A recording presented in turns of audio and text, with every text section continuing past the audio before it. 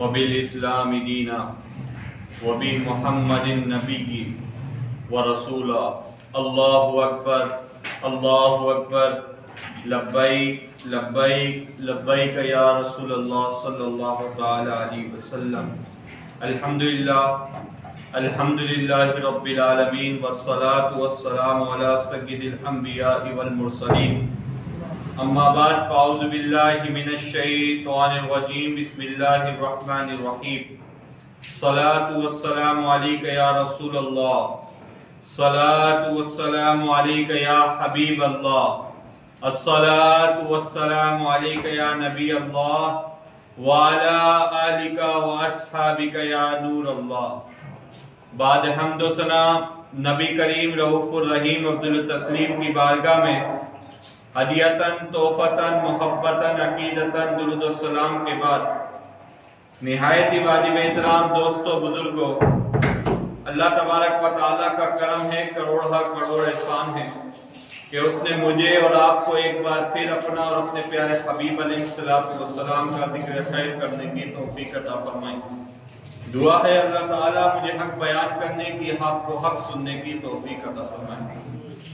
دوستو، جیسے کہ پچھلے جمعے کو ہم نے کشمیر پر بیان کیا اور آج ہمارا موضوع عورتوں کے پردے پر ہے۔ ہمارا موضوع پہلے سلطان الہند تھا، لیکن کیونکہ پچھلے دنوں ہندوستان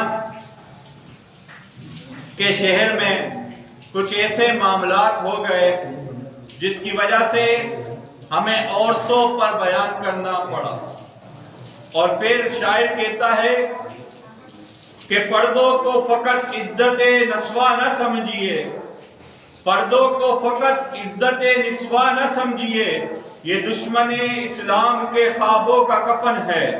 ناپاک ہوس کے لیے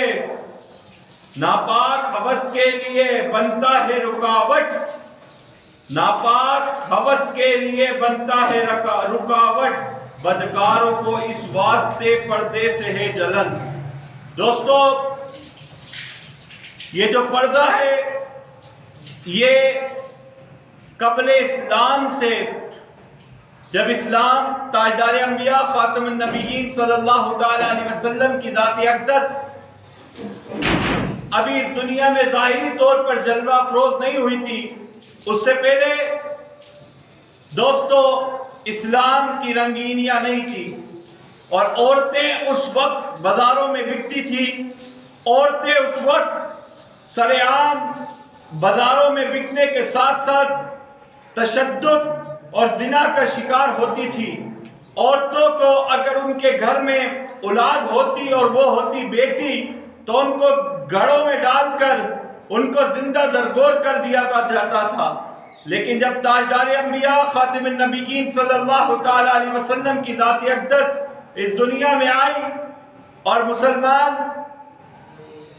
لوگ ہونے لگے، لوگ اسلام کا کلمہ پڑھنے لگے اور مسلمانوں کی تعداد میں اضافہ ہونے لگا، اور لوگ جوک در جوک تعداد کے حساب سے مسلمان ہونے لگے، اور پھر مشرق سے لے کر مغرب تک، شمال سے لے کر جنوب تک سارے کے سارے لوگ مسلمان ہونے لگے، تو پھر تاجدار انبیاء خاتم النبیین صلی اللہ تعالی علیہ وسلم نے عورتوں کو وہ مقام دیا جو کسی نے عورتوں کو مقام نہیں دیا تھا۔ ماں ہو تو وہ بھی ایک عزت کا مرتبہ کہ تاجدار انبیاء نے فرمایا ماں کی قدموں تلے جنت ہے۔ پھر دوسرا دیکھیے، بیٹی ہو تو تاجدار انبیاء کی حدیث ہے، اما عائشہ فرماتی ہیں کہ میرے پاس ایک جمیلہ نام کی خاتون آئی اور اس نے عرض کیا کہ کچھ کھانے کے لیے دیا جائے، تو تاجدار انبیاء خاتم النبیین کی زوجہ سب سے لاڈلی پیاری اما طیبہ طاہرہ پاکیزہ عائشہ رضی اللہ تعالی عنہا نے دو حدیثیں ہیں، پہلی حدیث میں آئے ایک کھجور دی تو 2 ٹکڑے کیے، دونوں بیٹیوں کو کھلا دیا، پھر ایک حدیث ہے 3 کھجوریں دی، ایک ایک بیٹیوں کو دی اور تیسری خود کھانے لگی. ایک بیٹی نے کہا اماں مجھے اور بھوک لگی ہے. اس نے پھر وہ 2 ٹکڑے کر کر اپنی دونوں بیٹیوں کو دے گی. تو تاجدار انبیاء نے فرمایا کہ اے عائشہ، جس نے ایسا عمل کیا اور جس نے یہ عمل کیا کہ جس کی 2 بیٹیاں ہوں اور وہ بالغ ہو جائے، ان کا صحیح معنوں میں تربیت کی ہو اور ان کو اپنے گھر بھیج دیا، شادی کر دی، نکاح کروا دیا، میں محمد اس کی گواہی دیتا ہوں کہ میں اس پر جنت واجب کر دیتا ہوں. جو بیٹیوں کی تربیت کرے اس پر جنت واجب ہو جائے. تو دوستو، اور پھر میرے آقا کے آگے چلتے جائیے. زمانے قبل میں، اسلام سے قبل جو بیٹیوں کا مقام نہ تھا، اسلام نے دیا. اور پھر کیا قرآن نے آیتیں نازل کی اور کہا یا ایھا الذین آمنوا لا تدخلوا، اے ایمان والو، سورہ احزاب کی آیت نمبر 53 ہے کہ ایمان والو مصطفیٰ جانے جانا کے گھر میں داخل نہ ہونا. یا اللہ کیوں داخل نہ ہو؟ کہا کہ وہاں مفہوم ہے ترجمے کا کہ وہاں پاک بیویاں رہتی ہیں، نبی کے گھر والیاں رہتی ہیں، وہاں پر داخل نہ ہونا. اور اگر کوئی چیز دینی ہو یا مانگنی ہو تو پردے سے پیچھے سے لینا.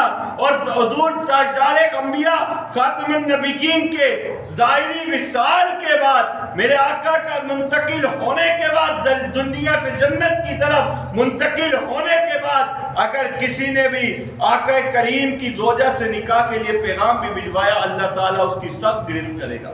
اور یہ مقام ہے تاجدار انبیاء کی خاتون کو. کیا مقام ہے کہ ان کے میرے آقا کے ظاہری وصال کے بعد بھی ازواج مطہرات کو کوئی پیغام زوجیت نہیں بھیج سکتا. اور پھر یہ نہیں، کیا فرمایا کہ پردے کے پیچھے سے. اور حضرت انس جو حضور صلی اللہ تعالی علیہ وسلم کے خادم بھی تھے اور بچپن سے میرے آقا جانے جانا کی خدمت میں رہا کرتے تھے، فرماتے کہ در منصور میں ہے کہ 13 یا 14 سال کے تھے تو ازواج مطہرات اس وقت بھی آقا کریم کی حضرت انس سے پردہ کرتی تھی. اور یہی نہیں، آگے جائیے. ایک مرتبہ حضرت سیدنا اس کے بارے میں آتا ہے حضور کی ایک زوجہ کہ آپ سے در منصور میں حدیث ہے کہ آپ سے کہا گیا کہ آپ دیگر ازواج کی طرح حج عمرے کے لیے نہیں جاتی. فرمایا کہ میں گھر میں رہتی ہوں. کہا گھر میں کیوں رہتی ہیں؟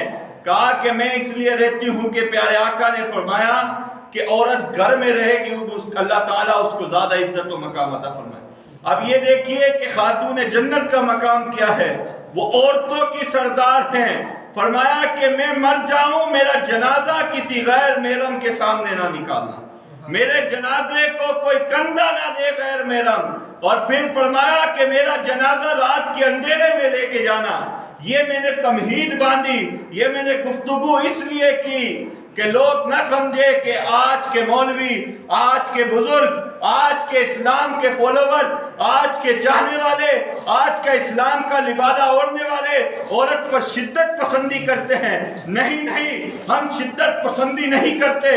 ہم ماں کو ماں کا مقام دیتے ہیں، بہن کو بیٹی کا مقام بہن کو بہن کا مقام دیتے ہیں، بیٹی کو بیٹی کا مقام دیتے ہیں. اور تاجدار انبیاء کی وہ امت مصطفیٰ کی جو خاتون جنت ہیں، میرے آقا علیہ السلام کی بیٹی جو ہیں خاتون جنت فاطمہ الزہرا رضی اللہ تعالیٰ عنہا، انہوں نے بھی فرمایا کہ جب میرا جنازہ نکلے تو رات کے اندھیرے میں نکلے اور کوئی غیر محرم مرد اس کو نہ دیکھ سکے. آج اسلام کے چاہنے والی بیٹیوں سے، بہنوں سے میری درخواست ہے کہ آج ہندوستان کے مسلمان جس وقت اسلام کا آوازہ اوڑھنا مشکل ہے، جس وقت حجاب کرنا مشکل ہے، جس وقت حجاب پہننا مشکل ہے، جس وقت اسلام کا دوپٹہ اوڑھنا مشکل ہے، وہ وہاں پر کھڑے ہو کر اعلان اللہ اکبر کے نعرے لگا کر پوری دنیا کو یہ بتا رہے ہیں کہ جس دور میں جینا مشکل ہے اس دور میں جینا لازم ہے. کس لیے لازم ہے کہ محمد سے وفا تو نے تو ہم تیرے ہیں. یہ جہاں چیز ہے کیا لوح و قلم تیرے. اور لوح و قلم کس کے ہیں؟ انہی کے ہیں جنہوں بیٹیوں نے پورے اعلان ایک جھنبٹ ہو، ایک مرد ہو اچھی طاقت رکھنے والا ہو، اس کے سامنے 30 سے 35 مرد آ جائیں تو وہ مرد ہونے والا بھی گھبرا جاتا ہے، لیکن قربان چاہیے اس دختر کو، اس بیٹی کو جس نے ہندوستان میں علی اعلان اسلام کا پرچم بلند کیا۔ اور آج اس کے لیے میں ایک لفظ بولوں گا کہ ٹیپو سلطان علیہ رحمہ نے فرمایا تھا، شیر کی ایک دن کی زندگی گیدڑ کی 100 سالہ زندگی سے بہتر ہے۔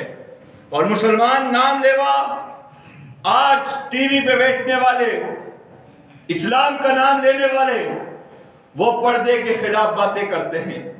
پردہ قرآن میں ہے، سیرت مصطفیٰ پڑھیے، سورہ احزاب پڑھیے، ہمیں پتہ چلے گا کہ کہاں پر پردے کا حکم ہے۔ سورہ نور پڑھیے، اسی لیے تو کہا عورتوں کو سورہ نور پڑھائیے۔ آج کی بیٹیوں کو سورہ نور پڑھانے کی بہت ضرورت ہے، پردے کے احکام پڑھانے کی بہت ضرورت ہے، ان کو یہ بتانا چاہیے۔ اور اگر بابا فرید گنج شکر نے کیا فرمایا، یہ رجب کا مہینہ ہے، خواجہ صاحب کے عرس کا مہینہ ہے، خواجہ صاحب کے عرس کے مہینے میں خواجہ صاحب کے مرید سے پوچھئے، بابا فرید گنج شکر سے پوچھئے کہ آپ کو یہ مقام کس طرح ملا۔ بابا فرید نے فرمایا، میں نے کبھی تہجد کی نماز قضا نہیں کی، میں نے کبھی تہجد کی نماز قضا نہیں کی، میں نے کبھی تہجد کی نماز قضا نہیں کی۔ تو والدہ نے کیا فرمایا؟ والدہ نے کہا، بیٹا تم نے تہجد کی نماز اس لیے قضا نہیں کی، میں نے جب بھی تمہیں دودھ پلایا باوضو ہو کر پلایا۔ جب ماں بیٹے کی تربیت کرے اور تربیت میں پاک دام نہیں ہو تو پھر بیٹا بھی بابا فرید گنج شکر بنتا ہے۔ اور کون بابا فرید گنج شکر؟ کہ جس کے پاس لوگ آئیں اور کہیں کہ پانی چاہیے، کھارا ہے میٹھا کر دیتا ہے، وہ بابا فرید گنج شکر کہ ایک عورت آئے کہ بابا میرے بیٹی کی شادی ہے، کچھ عطا کرو، لیکن کچھ موجود نہ تھا، آپ نے مٹی کے ڈھیلوں پر کل شریف پڑا تو وہ مٹی کا ڈھیلا سونا بن گیا۔ دوستو یہ مقام کیسے ملا؟ یہ مقام صرف اور صرف اللہ تبارک و تعالیٰ کی حمد و ثنا کے بعد مصطفیٰ جانے جانا صلی اللہ تعالیٰ علیہ وسلم کی شریعت مطالعہ پر عمل کرنے کے بعد جس نے یہ مقام پانا ہے وہ شریعت مطالعہ پر۔ اور آج کچھ لوگ نام نہاد لوگ اور ڈونگے پیر جو شریعت مطالعہ پر عمل نہیں کرتے، وہ کہتے طریقت اور ہے، صوفیزم اور ہے، شریعت اور ہے۔ اعلیٰ حضرت امام اہل سنت نے فتاوی رضویہ میں لکھا کہ شریعت منبع و مرکز کا مطلب ہے، اور طریقت ایک دریا کی مثل ہے کہ جو منبع سے الگ ہو گیا اس کی طریقت کا فیض ختم ہو گیا۔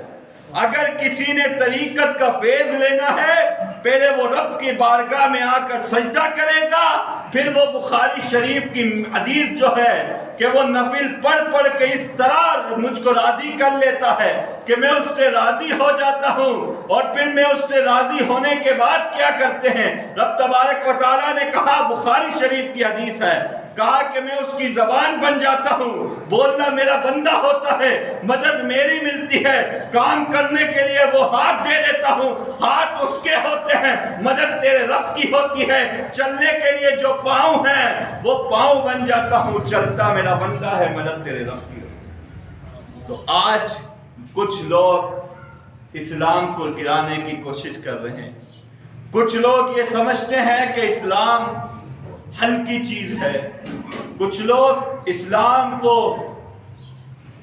پش ڈال کر سمجھتے ہیں کہ ہم لوگ صوفی بن گئے۔ صوفی بننے کے لیے سب سے پہلے تاجدار انبیاء کی سنتوں پر عمل کرنا پڑتا ہے۔ مصطفیٰ کریم علیہ الصلوۃ والسلام کی سب سے پیاری جو چیز ہے نماز، اس کو عمل کر کر، اس پر عمل کر کر اب میرے آقا کی آنکھوں کی ٹھنڈک ہے نماز، اس کو پڑھ کر یہ حاصل ہوتا ہے۔ اور دوستو آج مغربی دنیا کا حال یہ ہے کہ ہم لوگ ہر وقت کہتے ہیں ہم مغرب کی طرف جا رہے ہیں، ہم سیکولرزم کی طرف جا رہے ہیں، ہم فریڈم آف مائنڈ کی طرف جا رہے ہیں، ہم آزادی چاہتے ہیں، ہم فریڈم چاہتے ہیں، ہم آزادی چاہتے ہیں۔ کیسی آزادی چاہیے کہ کوئی مرد کی روک ٹوک نہ ہو، کوئی ہم جیسے کپڑے پہنے، ہماری مرضی، ہمارا جسم ہماری مرضی۔ اور کچھ لوگوں نے جب کہا تو ان کے لیے ایک ہی پیغام ہے کہ جسم تمہارا ہے، مرضی رب کی چلے گی، کیونکہ روح میرے رب نے ڈالی ہے۔ ایسا نہ ہو کہ عذاب آ جائے اور عذاب بھی شدید عذاب ہو۔ اور وہ میں بتاتا چلوں، یہ جو فریڈم آف مائنڈ ہے، یہ مغربی دنیا کے لوگ، یہ جو لوگ برطانیہ والے، یہ امریکہ والے، یہ ہمیں اسلام کے بارے میں کیا بتائیں گے؟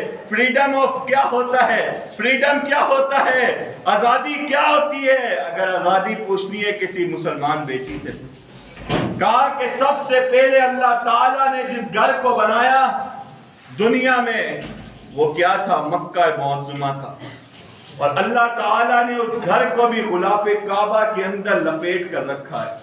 وجہ کیا ہے؟ حکمت بتا دوں، حکمت یہی ہے کہ اللہ تعالیٰ نے وہ بہت قیمتی چیز ہے حرم، اس کو اسی لیے لپیٹ کے رکھا ہے کہ اللہ تعالیٰ کی حکمتیں اس میں ہیں۔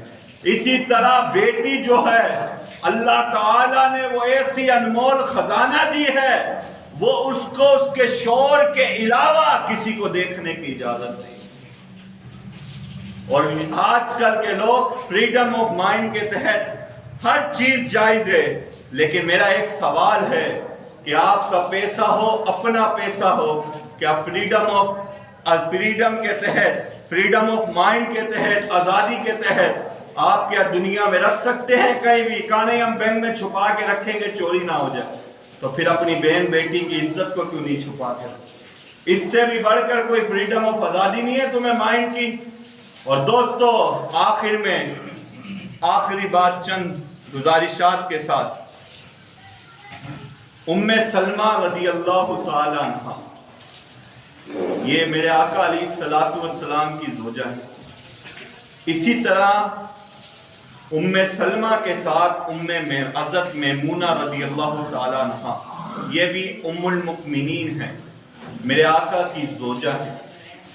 ایک مرتبہ ایک سعد بیٹی تھی کہ اچانک سے ایک نابینا صحابی میرے آقا علیہ الصلوۃ والسلام کی بارگاہ میں حاضر ہونے لگے۔ اب دیکھیے گا، حضرت سلمہ بھی تشریف فرما، ام سلمہ، حضرت میمونہ رضی اللہ تعالی عنہ بھی تشریف فرما ہے، اور میرے آقا علیہ الصلوۃ والسلام کے ایک نابینا صحابی آ رہے ہیں۔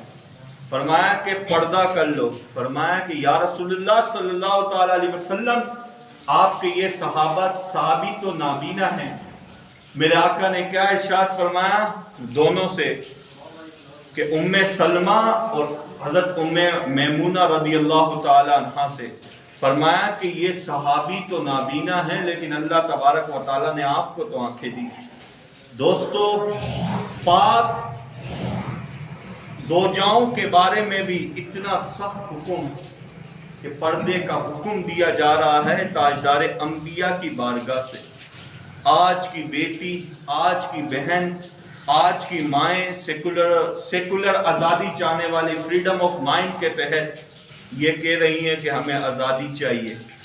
اگر ہم انڈیا کی بیٹیوں سے، انڈیا کی ماؤں سے آج ان کے حق میں آواز بلند کر رہے ہیں تو ہمارا کوئی رشتہ داری ہے؟